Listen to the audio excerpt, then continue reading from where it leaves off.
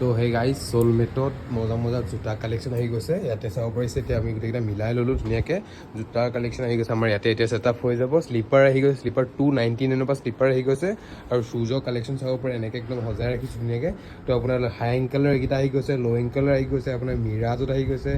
run বহুত বহুতবিলাক জোতা আহি গৈছে তো সোনকালে আমাৰ ইয়াতে ভিজিট কৰক আৰু মেইন এড্ৰেছটো চবেই সুধি থাকে এড্ৰেছটো মই কৈ দিছোঁ এইটো হৈছে ক্ৰিষ্টেল প্লাজা হয় ক্ৰিষ্টেল প্লাজা বেছি ভিতৰলৈ যাব নালাগে ক্ৰিষ্টেল প্লাজা ভিতৰলৈ সোমাই আহিয়ে এইখন চলমেট আৰু মই বাহিৰৰ পৰা লৈ দেখুৱাই দিছোঁ